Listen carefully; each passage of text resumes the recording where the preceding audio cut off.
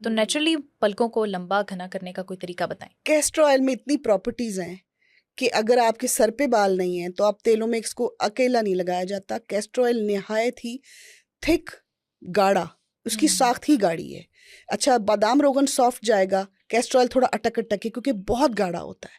इसके अंदर इतनी बीमारियों का हल है, इतने इसके मोजज़ात हैं कि मैं आपको क्या बताऊं। कैस्टर ऑयल को अगर आपने हल्का नीम गर्म करके आपने अपनी पलकों के ऊपर कोई 10 दिन लगा लिया ना, तो आपकी ऐसे बढ़ेंगी जैसे वाकई गार्डन में घास बढ़ रही होती है। अच्छा, वाह। ये इतनी ज़बरदस्त चीज़ है। जहाँ जहाँ से आपके आईब्रोज उड़ गए हैं वहाँ पर भी लगाएं, ये उनको भी ठीक करेगा। 10 डेज कुछ भी नहीं है। अब तो वक्त ऐसे गुजरता है कि बस ये आंख बंद की और खोली, अगला दिन आ गया।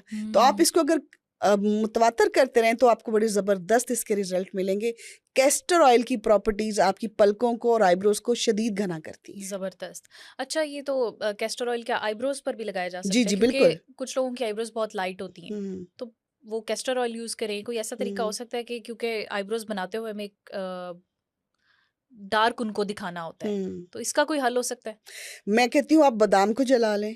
बादाम को जलाने के बाद उसमें 1 कतरा कैस्टर ऑयल का 2 3-4 कतरे डाल लें। 1 बादाम जला लें, 4-5 की ज़रूरत नहीं है। उसमें 3-4 आपने जो है ना वो कैस्टर ऑयल डाल लिया, साथ आप कोई जेल डाल लें।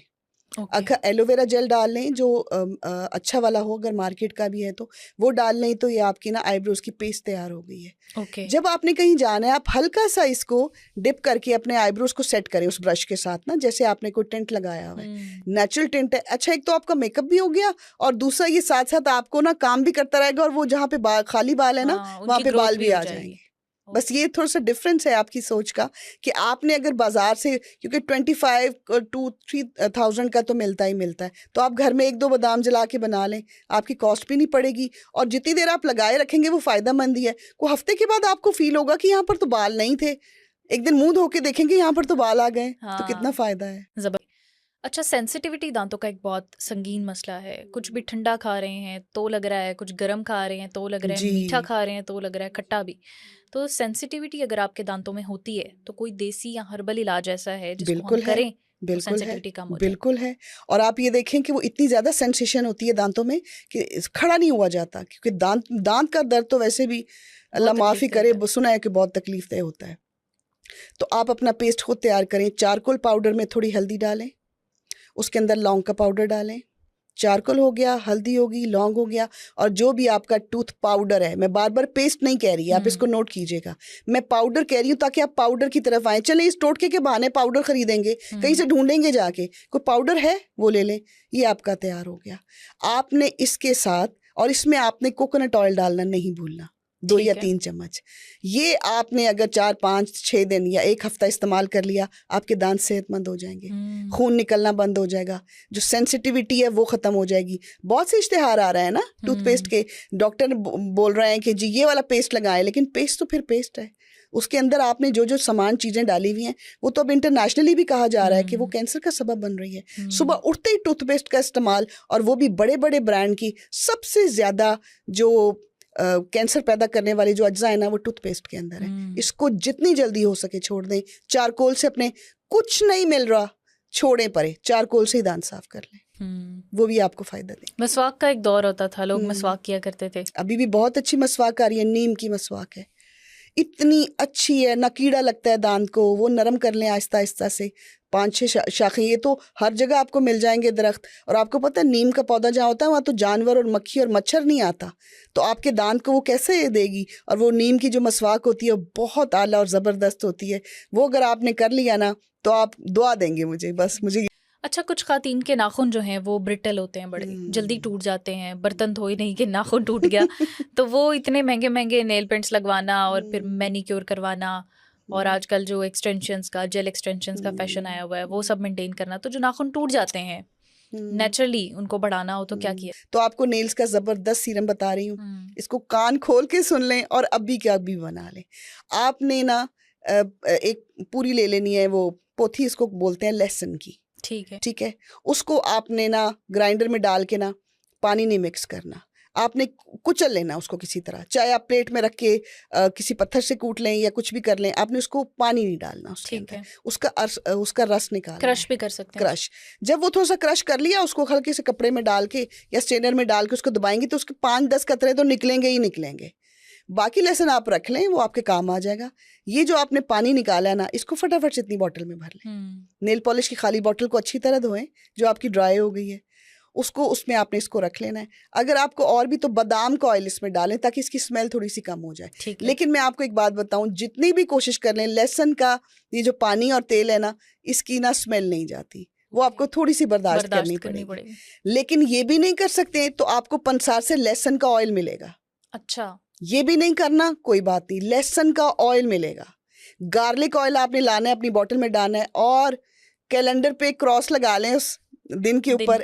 1 वीक आप इन नाखूनों के साथ जमीन भी खोदेंगी। अच्छा, ये खूबसूरत भी होंगे, लंबे भी होंगे, शाइनी भी होंगे और इनके रूट्स भी साफ रहेंगे। लहसुन ऑयल जो है ना, उससे नाखून, मेरे ख्याल से आप खुद भी यही यूज करती हैं। मैं तो कुछ भी नहीं करती फिलहाल, इनकी मॉइस्चराइजिंग बहुत अच्छी करती है। अच्छा, चले मॉइस्चराइजिंग भी आपसे जानते हैं। मॉइस्चराइज इनको करना बहुत जरूरी है नहाने के बाद इनके ऊपर। और वो जो आपने लहसुन ऑयल लगाना है ना, गार्लिक ऑयल, वो आपने रात को लगाना है। अच्छा, तो 10 दिन है, अगर शादी में आपकी बहन की, कजन की, आपकी में अगर महीना है तो कर दें शुरू, आप देखिए फिर इसके रिजल्ट्स इंशाल्लाह। रिजल्ट्स बिल्कुल। अच्छा, दांतों को अगर कीड़ा लग जाए, बच्चों के अमूमन ये मसाइल होते हैं, तो और फिर दांत भी कमजोर हो रहे होते हैं, तो ऐसे में क्या किया जाए? लौंग, अच्छा, लौंग का पाउडर, वो जो गवाचा हुआ लौंग है वो तो नहीं ये खाने वाला लौंग। और जितने भी ड्राई मसाला जाते हैं, लौंग को उसका क्वीन कहा जाता है। जितनी उसके अंदर प्रॉपर्टीज हैं, किसी मसाले जात में इतनी प्रॉपर्टीज नहीं होंगी। आप अपने बच्चों को, पता है बचपन में कभी दांत दर्द होता था तो जी लौंग रख लें, लौंग का टूथपेस्ट है, आप लौंग का पाउडर बना लें, उसको तवे पे भूनने की जरूरत नहीं है, ऐसे ही उसको सुखा ले, सूखा हुआ हो बस, क्योंकि इसमें ना ऑयल होता है। तो आपने अपना जो भी आपका पाउडर है या टूथपेस्ट है ना, उसको निकाल के एक जार के अंदर, उसमें आपने लौंग डालना है। जब इससे बच्चे ब्रश करेंगे ना, क्योंकि बहुत तेज होता है, बिल्कुल थोड़ा सा देना है, बिल्कुल थोड़ा सा, बच्चों को दांत में कभी कीड़ा नहीं लगेगा। और वो जो खोखले हो जाते हैं मीठे खा खा के, जेलीज खा खा के, चिप्स खा खा के, तो आप ना को 2-4 दिन बाद ना बच्चों को ये लौंग का टूथपेस्ट भी करवाएं, रात को भी करवाएं। और ये बच्चों ने दिन भर जो जो चीजें खाई हैं, जो जो जंक खाया वो निकले। और मीठे को जरा अवॉइड करें थोड़ा सा। आप कोशिश करें कि अपने बच्चों को बहुत ज़्यादा चीनी ना दें, शक्कर के साथ उनको शक्कर की रोटी बना दें हल्का सा डाल के, या इस तरह उनको लेके आए वापस, तो आपकी थोड़ी सी काविश जो है वो बच्चों की लाइफ को चेंज कर सकती है। और बेकरी आइटम्स को कम से कम करना चाहिए, कम से कम डोनट्स वगैरह। और अगर कुछ आपने ऐसा खाना भी है तो आप खुद घर पे बनाएं। बच्चों को डोनट्स चाहिए, बच्चों को जेलीज चाहिए हर वक्त, तब वो खाते हैं, मासूम से चेहरे उनके ना भी नहीं की जाती। लेकिन साथ साथ बच्चों को इन खानों की तरफ भी लाएं, मीठी रोटी दें गुड़ वाली, तो ये बड़ा उनके लिए ठीक रहेगा। और दांतों की हिफाजत तो मस्ट है, वैसे तो उनके टूट जाते हैं, लेकिन उनके मजबूत और अच्छे दांतों के लिए लौंग जो है ना, उसका पाउडर थोड़ा सा उनके टूथपेस्ट में डाल के उनको करवाएं। ओके। अच्छा, कुछ लोगों के दांतों पर स्मोकिंग या पान गुटखा कुछ भी ऐसा खाने की वजह से मुस्तकिल निशान पड़ जाते हैं, और ना वो पीले भी नहीं कह सकते, उनको बहुत बुरे लगते हैं, ग्रे से हो जाते हैं, डार्क हो जाते हैं। तो क्या उनको कुदरती तौर पर ठीक किया जा सकता है? इसका कोई इलाज है? बिल्कुल किया जा सकता है। उसके लिए थोड़ा सा शार्प हमें लेना पड़ेगा तरीका, अगर उनको अपने स्टेन खत्म करना है।